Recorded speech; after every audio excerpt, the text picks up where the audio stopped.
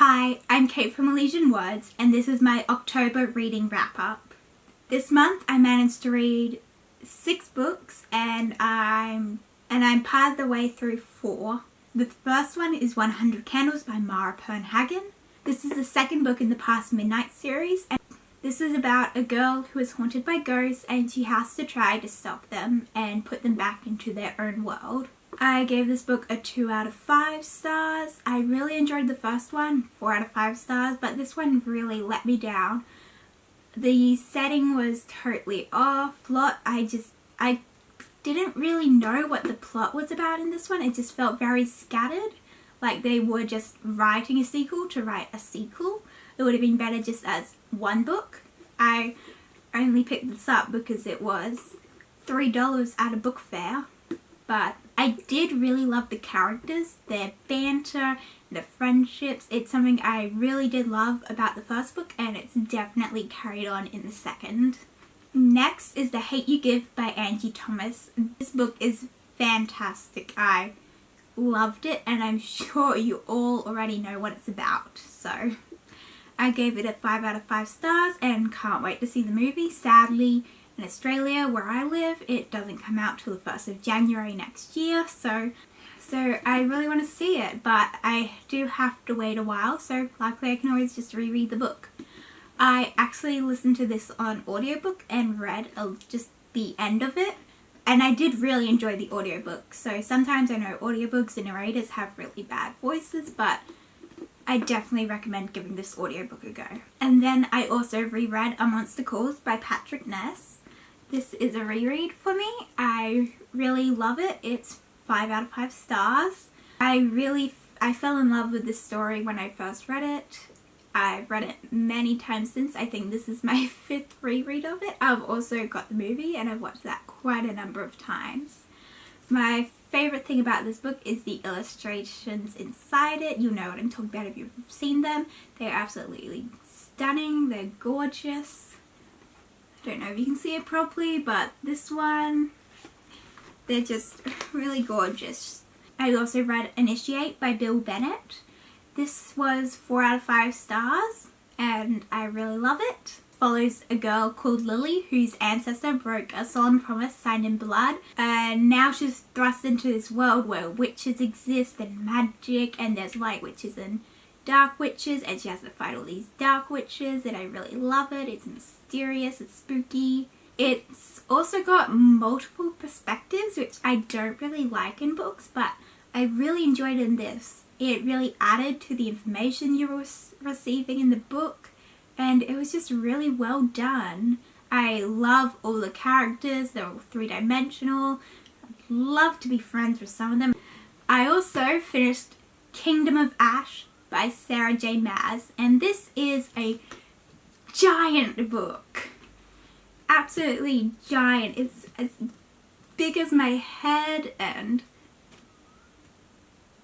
it's giant, and I finished this in 2 days somehow, but 5 out of 5 stars. Favorite one in the series. It was so good. The last book I finished this month was The Girl Who Fell, the first book in the Chessraven Chronicles by Violet Grace. This book follows Chess, and she finds out that she's Fae and everything in her life is a lie. Everyone she knows has been hiding it from her, and now she has to discover what being Fae really means. I gave this 4 out of 5 stars, and I'm also wearing my little Chessraven pin that I got for the book. The world building was excellent.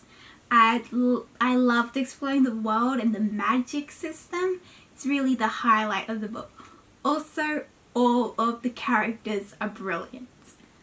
Jules, I just want to be best friends with her. She is epic. So now for some of the books that I only read part of. The first for this is How to Hang a Witch by Adriana Mathers. This one I originally started last month, but I did read a bit more of it this month. I'm now 306 pages through it out of 363, so hoping to finish it soon. I've also got Wondersmith by Jessica Townsend. I got this yesterday. Well, at least when I'm filming it, I got it yesterday on its release day. And I'm 336 pages through it out of 473. I'm also wearing my Wondrous Society badge here, which I got with the pre-order. This is the second book in the series. The first one is Nevermore, and it follows Morrigan Crow, and she escapes her cursed life and goes to Nevermore, where she has to try to fit in, where she doesn't understand what's happening and what anything is. I highly recommend it. Nevermore was one of my favorite books of last year. 5 out of 5 star read, and this is looking to be the same but better. I definitely like this better than Nevermore. It just builds so much more upon the world and the characters, and there's so much action, and you'll love it. I've also got The Rift by Rachel Craw. I'm 126 pages through this out of 357. This is a big anticipated release of mine, and I'm really excited to be reading it. If you don't know, I love the Spark trilogy by her. It's one of the books that got me into reading YA. And lastly is All These Beautiful Strangers by Elizabeth Calforth. I am really not that far into this, only 64 pages out of about 487. This one is about Charlie, who goes to a private school where there's a secret society sort of thing, and she's invited to join.